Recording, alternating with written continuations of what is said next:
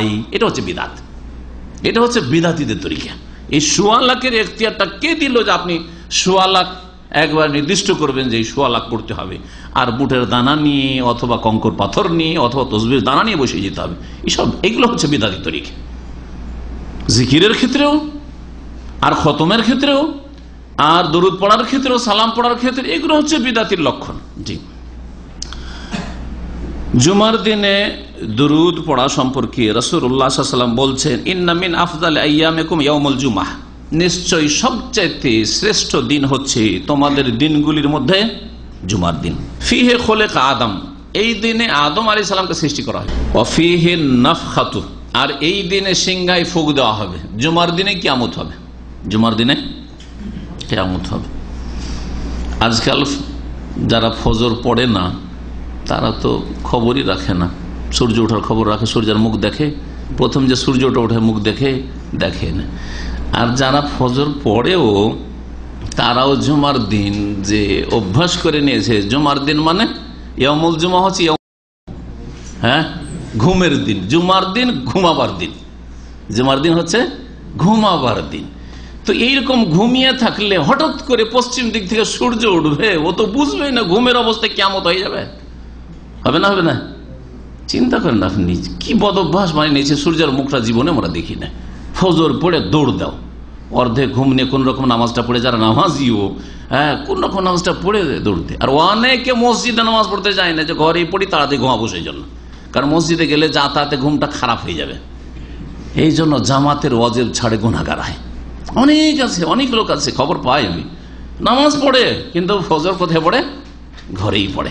আর জায়েজ করার জন্য মাঝে মাঝে মাসলাও জিজ্ঞেস করে, সেই জন্য আরো জানতে পারি যে আমরা নামাজ তো 5 ওয়াক্ত পড়ি কিন্তু ঘরেই ফজরটা পড়ে দিই কেন? বলছে যে আসলে ডিউটি আছে, তো মনে করি যে একটু ঘুমাই, মসজিদ গেলে ঘুমটা একটু দূরে চলে যাবে, টেনে নিয়ে আসতে অনেক দেরি হবে।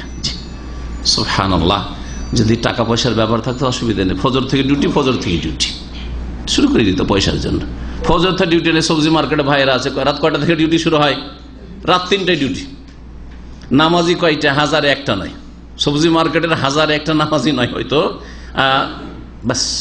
কিন্তু রাত 3টোয় 2টোয় গিয়ে সবজি মার্কেটে বসে আছে, মাল আসছে, হোলসেল নামাতে হবে, আর তারপরে রেডি করতে হবে, প্রস্তুত করতে হবে, কাস্টমার আসছে। সুবহানাল্লাহ, পয়সার জন্য।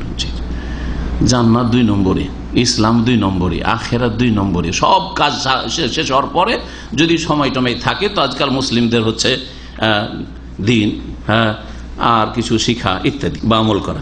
ফরজ নামাজই নেই। আরে যদি নফল সুন্নত হতো তাহলে অন্য বিষয়, কিন্তু ফরজ নামাজের ব্যাপার, যেটা হচ্ছে ইসলাম কুফরির বিষয়।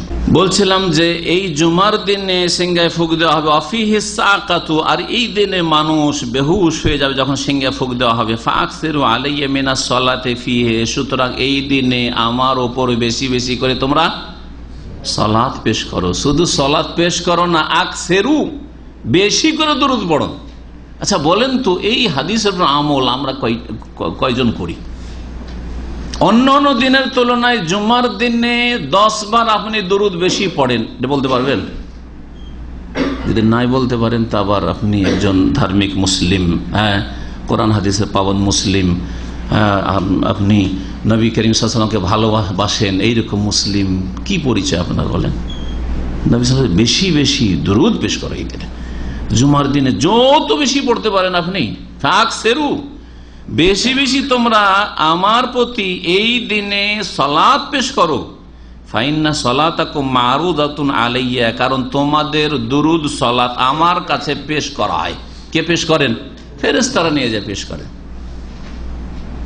যেমন এখান থেকে চিঠির যুগে, আজকাল তো সব মেসেজই হয়ে যাচ্ছে, সবকিছু ডাইরেক্ট কথা বলছেন, ফিরি তো মেসেজও অনেকে লিখেন না, কিন্তু পোস্ট অফিসের মাধ্যমে আপনি চিঠি লিখছেন, এখান থেকে চিঠি আপনার বাংলাদেশে আপনার বাপ মায়ের কাছে পৌঁছিল, আপনার স্ত্রী ছেলে মেয়ের কাছে পৌঁছিল। পৌঁছায় কে চিঠিটা?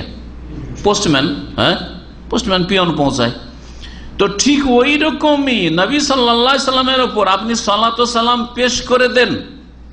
আপনাকে বলতে হবে না যে আল্লাহ তুমি নবী পাকের রওজায় পৌঁছে দাও, এই বিদাতি তরিকা আবার এটা। অথচ বক্তারা বলে না, হে আল্লাহ তোমার নবী পাকে রোজায় পৌঁছে দাও, বলতে হবে? আরে লাগাই আছে, ও তো ডিউটিতে পিয়ন লেগেই আছে। বেয়াদবি কথা না, পিয়ন কথাটি কোনো বেয়াদবির উদ্দেশ্যে বলেনি, নবী সাল্লাল্লাহু আলাইহি ওয়াসাল্লামের উপর দরুদ পেশ করার জন্য আল্লাহ পাকের পক্ষ থেকে ডিউটিতে পোস্টম্যান লেগেই আছে, আর তারা হচ্ছেন ফেরেশতা মালায়েকা। মুহাম্মদ রাসূলুল্লাহ বলছে ইন্না লিল্লাহি মালায়েকা, সুনান নাসাঈতে হাদিস রয়েছে, আর অন্যান্য কিতাবে রয়েছে। আল্লাহর অনেক ফেরেশতা রয়েছেন, মালায়েকা রয়েছেন। সাইয়াহিন, যারা ভ্রমণ করে পৃথিবীতে, সাইয়াহ তারা ট্যুর করে পৃথিবীতে। ইউবাল্লিগুনি মিন উম্মতি সালাম, আমার উম্মতের সালাম আমার কাছে পৌঁছে দেয়।